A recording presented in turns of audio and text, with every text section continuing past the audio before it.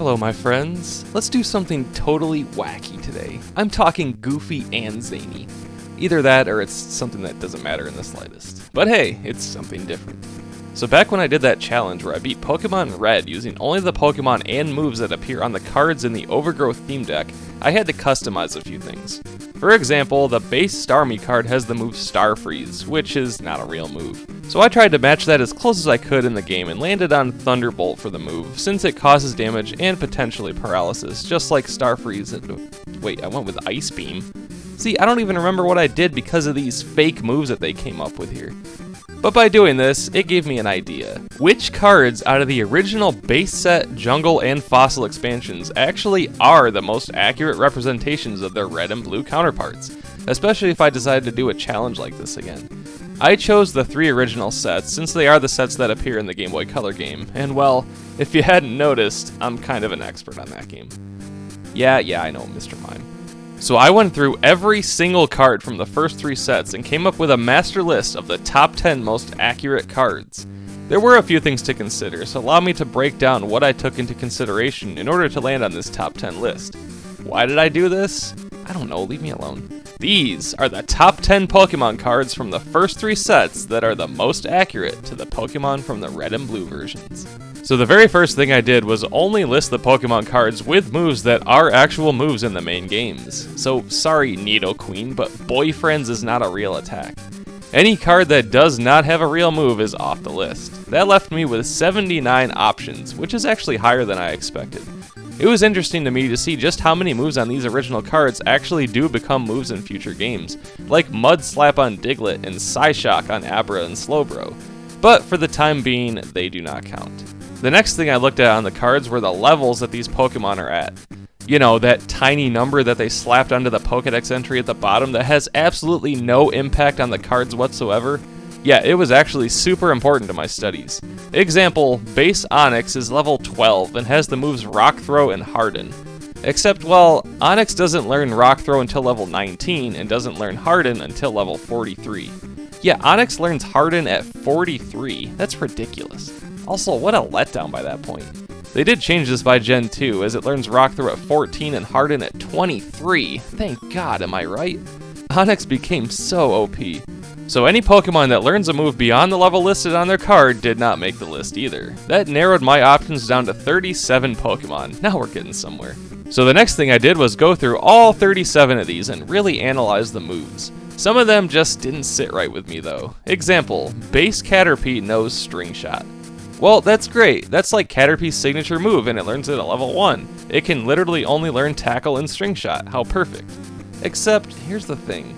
String Shot is the absolute worst thing in the entire world. Not only does it lower speed and do nothing else, but it doesn't even have 100% accuracy. Yeah, it's at 95%. What an absolute garbage move. But since speed isn't really a thing in the card game, they kinda had to think of something. So rather than it no Tackle and deal 10 damage or something, they chose to give base Caterpie only String Shot, which now does 10 damage and can cause paralysis. Okay guys, you just took the worst move in existence and made it possible for Caterpie to win entire matches without taking damage if it gets lucky coin flips. So no, that eliminates Caterpie from contention right there. I will not stand for String Shot being worthwhile. And thus, in going through all 37 of these, I was actually left with exactly 10 cards that I feel are the most accurate. Why, that's perfect, since this is a top 10 list after all. How incredibly lucky am I? Except here's the other thing, not one of these cards is a perfect representation. I had to break it down to get picky in order to rank them, and there was at least one thing just slightly wrong with all of them, in which I will discuss. And yes, I know that these cards are a separate thing that aren't meant to be one-to-one representations of their game counterparts. It's a card game that uses different rules. But remember, this is just for fun, and there may even be something that I'll miss. I'm sure you'll let me know. Also, for the sake of differentiating the Pokemon, I'll refer to the cards by their set and the ones from Red and Blue as RB. Number 10. Jungle Vileplume. This one was actually a little iffy to even make the list because of its Pokemon power, but let's break down the card. The first thing to look at is its typing. RB Vileplume is Grass Poison type, and its card is Grass type. That lines up. Jungle Vileplume is level 35, which also works since RB evolves from Gloom with a Leaf Stone, and Oddish can become Gloom as early as 21, so that checks. Jungle Vileplume has 80 HP and RB has a base HP of 75, close enough there too. The card has a weakness to fire, check. It has a retreat cost of 2, and while this isn't really a thing that lines up, Pokemon with higher speed usually have lower retreat costs, and slower ones have higher. Vileplume is pretty slow, so I think this also matches well. So here's where it doesn't exactly line up. It has the Pokemon power of Heal, in which Vileplume can potentially heal itself for 1 damage counter per turn with a heads coin flip. Now, you can argue that RB Vileplume can indeed heal itself if it knows Absorb or Mega Drain, but the positive of a Pokemon power is that you can use them independently of the move for your turn. So Vileplume could heal and attack in the same turn. Later on in the series, there are moves that heal you every turn like Ingrain, but we're just talking Gen 1 here. I don't have time for that nonsense. But I do have time to analyze all of the cards for a meaningless video here though. So Heal kinda loses points for it. You could also say that it's like you're using a potion on it, but again, that takes up a turn. The card's only attack is Petal Dance, and this is actually Vileplume's signature move, so that's perfect. Only Oddish, Gloom, and Vileplume can learn it in Gen 1. One thing to note here is that Oddish learns Petal Dance at 33, and Gloom learns it at 38, so it would have to stay Oddish for that long for this to stay accurate. Petal Dance in Red and Blue has a power of 70 and hits the opponent for 3 to 4 turns in a row, and then Vileplume gets confused after it's over. Petal Dance on the card flips 3 coins at 40 damage for each heads, and then Vileplume becomes confused. That's close, but not exactly the same. I see what they were doing with the 3 coins, but the card does all or nothing damage for 1 turn, while with RB Vileplume it's for 3 to 4 turns consecutively. But at least Vileplume becomes confused in both aspects, so that's accurate. So because of Heal and what Petal Dance does to just slightly hold it back, I place Vileplume at number 10 because everything else is pretty much the same. Number 9, Base Blastoise. This is another that's extremely similar to Vileplume, but I gave Blastoise the slight edge. Let's go over it. Base Blastoise is Water type, and RB Blastoise is pure Water type. Nothing to debate there. The card has 100 HP, and RB has a base HP of 79, so that's fine. Base Blastoise is level 52, and it evolves from Wartortle at level 36. The card has a weakness to Lightning, and RB Blastoise does indeed have a weakness to Electric. Although, in my opinion, the Squirtle line of the cards should have had a weakness to Grass. The Bulbasaur line is weak to Fire, the Charmander line is weak to Water, so why does the Squirtle line get a weakness to Lightning? Defeats the whole rock, paper, scissors aspect. But that's a topic for another day. RB Blastoise has a base speed of 78, and while that's not super slow, I think a retreat cost of 3 is a bit high. But just like with Vileplume, Base Blastoise has the Pokemon power of Rain Dance, which actually isn't a real move until Gen 2. Rain Dance on the card allows you to add as many water energies to water Pokemon as you want each turn. Since energies are not a thing in Red and Blue, this doesn't really have much of an effect, which is why I put Blastoise higher than Vileplume. And finally, Base Blastoise's only move is Hydro Pump, which is also sort of like its signature move. Multiple water Pokemon can learn it in Gen 1, but I always picture Blastoise using it with its water cannons. And well, RB Blastoise learns Hydro Pump at exactly level 52, so this just matches up. Hydro Pump in RB is simply a damage dealing move and nothing more, with a power of 120 and accuracy of 80%. Hydro Pump on the card does 40 and 10 more for each water energy on Blastoise, up to 2 more, with of course 100% accuracy. So this isn't exactly the same thing, and in my opinion kinda disappointing. Hydro Pump is the most powerful water attack in RB, and the most it can do here is 60, and that's if you have 5 water energies on Blastoise. Of course, Rain Dance helps this, but it's just not good enough for me. But still, with everything else, I feel like Base Blastoise is the 9th most accurate original card. Number 8, Fossil Graveler. I debated on whether Graveler or Blastoise should be higher, and I ultimately went with Graveler. But should I have? Let's go over it. Fossil Graveler is Fighting type, and oh, right there, we have some red flags. RB Graveler is Rock Ground, so that's all off. But yes, I know that Rock, Ground, and Fighting all got grouped into the same type in the card game, so this really can't be helped. But they specifically call it Fighting type, so to me, that's a slight point off on a technicality. Fossil Graveler is level 29, and RB Graveler evolves from Geodude at level 25. That checks. The card has 60 HP, RB Graveler has a base HP of 55, pretty close. Fossil Graveler has a weakness to Grass, and RB Graveler has a 4 times weakness to Grass, so that for sure lines up. However, the Geodude line in the card game does not have a resistance to Lightning, and I'm really not sure why this is. Pure ground types like Diglett and Cubone do have the lightning resistance, so that's okay. But then Rhyhorn and Rhydon have the lightning resistance, and they are literally the same rock ground typing as the Geodude line. Hey, Paraspectre the editor here. I was just doing my research for this and happened to notice that I was incorrect on this. The Geodude line and Onix are both rock ground type, and Rhyhorn and Rhydon are ground rock. I never knew this until right now. But still, I mean, they all do resist electric, so I think it still should have counted. So, yes, an Electabuzz using Thundershock will indeed do 10 damage to Graveler. Pretty stupid. RB Graveler is really slow with a base speed of 35, so a 2 retreat cost is fine. Probably should be 3 even. So then let's examine its moves. Fossil Graveler knows Harden and Rock Throw, and RB Graveler learns these at 29 and 16 respectively, so that checks. RB Rock Throw has a power of 50 with 65% accuracy, and Fossil Graveler's Rock Throw just does 40 damage with 100% accuracy. Even though the accuracy in Red and Blue absolutely sucks, this is pretty close. There are no secondary effects for either of them. In a way, with how inaccurate Rock Throw is though, I think this maybe should have been a coin flip on the card. Heads it does 50, tails it does nothing. But alas, I think it works enough.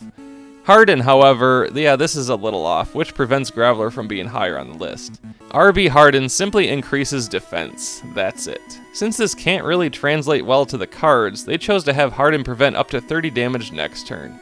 This could cause your opponent to not deal any damage at all, which is not what RB Harden really does. But I chose to kinda give this a pass here. If you're going to try and translate defense to the cards, preventing damage is the way to go.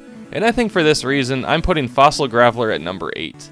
I feel like I had more negative things to say about this one rather than Blastoise or Vileplume, but I think on paper, more aspects look better. It has 2 moves that RB Graveler actually learns rather than the made-up Pokemon powers from the other 2. Number 7, Base Beedrill. This one is very impressive. Check out this buzzy friend. Base Beedrill is a grass type. Oh. Well, right off the bat, we have a negative. Yeah, just like with fighting, rock, and ground being grouped into fighting type, grass, bug, and poison get grouped into grass type here. RB Beedrill is bug poison, so it matches the context. Base Beedrill is level 32, and RB evolves from Kakuna at level 10, certainly okay.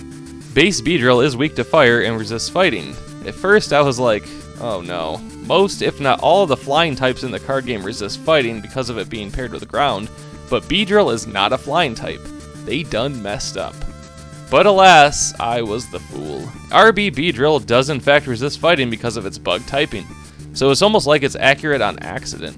I feel like because Butterfree has a fighting resistance, they wanted Beedrill to have one too, so yeah, that counts. And RB Beedrill is certainly weak to fire. RB Beedrill is incredibly fast, so no retreat cost is perfect. So let's check out its moves next. Twineedle and Poison Sting.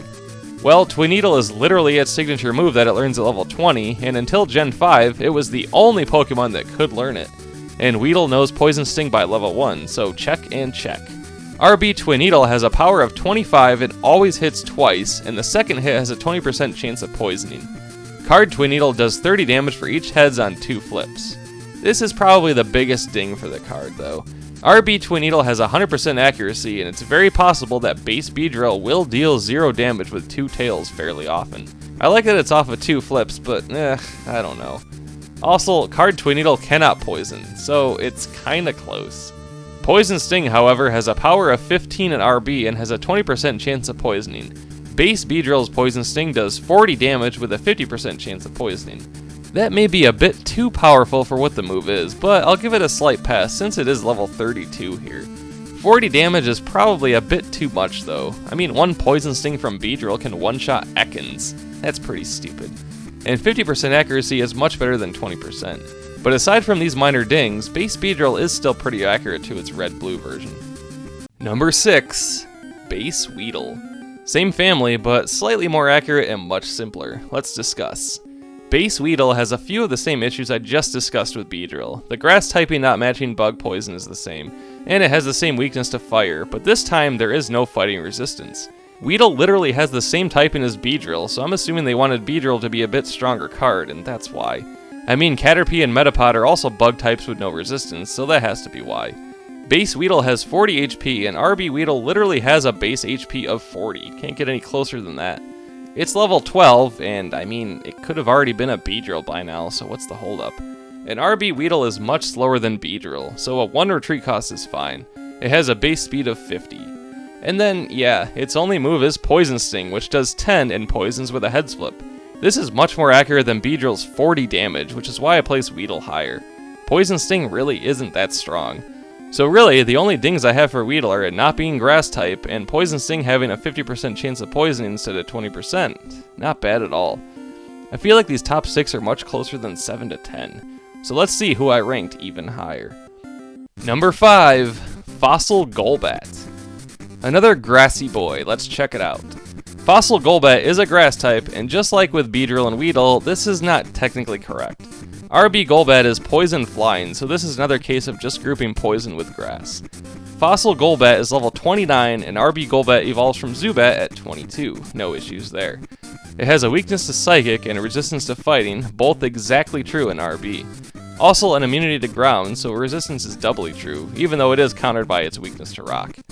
RB Golbat has a base speed of 90, so a free retreat cost works in my opinion. Fossil Golbat has 60 HP, RB Golbat has 75. This works for me too. It could be 70, but I think defense also plays into how much HP the card Pokemon have too. Fossil Golbat knows Wing Attack and Leech Life. RB Golbat knows Leech Life from Zubat at level 1, but it doesn't learn Wing Attack until level 32. Zubat, however, learns it at 28, so it would have to learn Wing Attack before evolving to stay accurate. But yeah, RB Wing Attack has a power of 35 with no other effects, and Fossil Golbat deals 30 with it. This is pretty accurate to me. RB Leech Life has a power of 20 and heals 50% of the damage dealt to Golbat. Fossil Golbat's Leech Life does 20 and heals half. I mean, I feel like they nailed it there. Although a 20 power in RB isn't the same as 20 damage in the card game. One Leech Life from Golbat will one-shot a Cubone in the card game, so it's not perfect. But in my opinion, accurate enough for me. Number 4, Fossil Zubat. Just like with Beedrill and Weedle making the list, both Golbat and Zubat did as well. The grass typing, psychic weakness, fighting resistance, and no retreat cost are exactly the same, so no need to repeat myself there. Fossil Zubat is level 10 with 40 HP. RB Zubat also has 40 HP, so that's perfect. So let's look at its moves. Supersonic and Leech Life. Well, I already discussed Leech Life on Golbat as well, but Fossil Zubat only deals 10, which makes sense, and in my opinion is more accurate to the RB Leech Life, which is why I put Zubat higher than Golbat. But obviously they wanted Golbat to deal more damage, so I completely understand the damage difference. RB Zubat learns Leech Life at level 1 and Supersonic at level 10. RB Supersonic causes confusion with 50% accuracy. Fossil Zubat's Supersonic causes confusion with 50% accuracy. Yeah, I think that is a perfect representation. So yeah, not a whole lot of things inaccurate with this card. The only real ding I can give it on a technicality is that RB Zubat is not a grass type. Number 3, Base Machop. But placing even higher than Zubat is going to be Base Machop, which is a super simple card. Base Machop is a fighting type, RB Machop is pure fighting. Perfect. Base Machop is level 20 with 50 HP, a weakness to Psychic, and a 1 retreat cost. RB Machop does indeed have a weakness to Psychic, and it's pretty slow with only a base speed of 35, so you could even argue that a 2 retreat cost could be a bit better. RB Machop also has a base HP of 70, so you could also argue that 50 may even be too low. But it is stage 1 in a 3-part evolution, so I think it works. Then its only move is Low Kick, which RB Machop learns at level 20, so it just made it. And this is really the only issue I have with it, and it's minor. The card Low Kick just does 20 damage. RB Low Kick has a power of 50 with 90% accuracy, and has a 30% chance of causing the opponent to flinch. So, not exactly the same. This is the case where the main game version has a secondary effect and the card does not. But still, Base Machop's strength is that it can do this 20 damage dealing move for only 1 energy. Flinching in the main games is the same thing as paralysis in the card game, so I guess they could have maybe gone that route. But still, the only real ding Base Machop has is its lack of potential flinching from Low Kick. So I chose to put it at number 3, because, I mean, 70% of the time in Red and Blue there will be no flinching. Number 2, Base Seal. This one is extremely similar to Base Machop, but I gave the slight edge to Seal for one reason. Let's discuss. Firstly, the water typing, weakness to lightning, 60 HP, and 1 retreat cost are all pretty perfect. RB Seal has a base HP of 65 and a base speed of 45, so these work great. Base Seal is level 12 and only knows Headbutt, which RB Seal learns at level 1. This is really the only thing I can knock it for. RB Headbutt has a power of 70 and can cause flinching 30% of the time, just like with Low Kick. Since Base Seal is only level 12, it's still pretty weak, so it only dealing 10 damage works for me. Even though Headbutt is a bit stronger than Low Kick, RB Seal has almost half the attack that RB Machop has. But the reason I put Seal higher is because Headbutt has 100% accuracy and Low Kick does not. It just matches more. But the number one most accurate card to the main games, in my opinion, Base Voltorb. And why is this the most accurate? Let's examine. Base Voltorb is Lightning type with 40 HP, a weakness to fighting, and a 1 retreat cost. RB Voltorb is pure Electric type with a base HP of 40, its only weakness is to ground, and yeah, it's incredibly fast with a base speed of 100. I think Base Voltorb should not have a retreat cost of 1. Even Base Electrode has a 1 retreat cost, and that's the single fastest Gen 1 Pokemon, so that's a slight ding there. And even though RB Voltorb does not technically have a weakness to fighting like the card says, it only has a weakness to ground, so by default, this is what it has to be. And then its only move is as basic as you can get, Tackle for 10 damage, and RB Voltorb learns it at level 1. RB Tackle has a power of 35 with 95% accuracy, so, I mean, this is really all you can do with it in the card game. So while it's not a perfect one-to-one representation, Base Voltorb is the single most accurate original game card in my opinion. The only real complaint I have is it having a retreat cost, but again, the retreat costs are not a true representation of speed, so it's just something that helps decide it. So lastly, I will end the video with a couple honorable mentions for cards that just missed the list for me. Base Charmander. Everything is pretty good, but I couldn't get behind Ember needing you to discard an energy. There is no penalty for using Ember in the main games. Base Clefairy. I like a lot of stuff here, and they did the best they could with Metronome. But the fun of Metronome is how it's a completely random attack. This Metronome only chooses an attack your opponent has, so it's not really the same, and it's pretty limited. Base Dugtrio. Everything works here for me except it has a 2 retreat cost, and Dugtrio is very fast. Also, Earthquake damages your bench, and I couldn't include it for that reason. Jungle Mankey. Yeah, everything is pretty good here, but Peak isn't a thing. Now that I think of it, maybe I should have included Mankey. I only gave the edge to Vileplume and Blastoise with their Pokemon powers because Heal and Rain Dance become things later on. Peak is never a thing. So, I stand by it. I guess the same can apply to Base Machamp too. And the last one I'll mention that just missed is Fossil Ditto. It only has the Pokemon power of Transform, which is perfect. But it just missed for me because Ditto always matches the defending Pokemon that's currently out. RB Ditto transforms only once for the entirety of the match, so it didn't match up enough for me. And there we have it. Was that fun? Did you have fun? Do you think that I got something completely wrong? Is there something I said that you disagree with? I really did my best analyzing all of them, but for sure there could have been something that I've missed, I don't know. Either way, this was a surprisingly fun video to make. The card game really tried to be a good translation of the Game Boy games to the cards, and I think they mostly succeeded. Was it perfect? Absolutely not. But it also needed to be its own thing at the same time. Yeah, some stuff really doesn't make a lot of sense if you try and view it with the Game Boy games being gospel, some of which I pointed out. But at the same time, the card game needed to be balanced to have it be fun, and I think these original cards did a good job in doing so. Some cards are certainly better than others, but that's just the case with any collectible card game. So hey, thanks for hanging out with me. Check out my Patreon or my Twitter, subscribe to my channel, all the usual good stuff. I'll see you all next time. Paraspectre will return.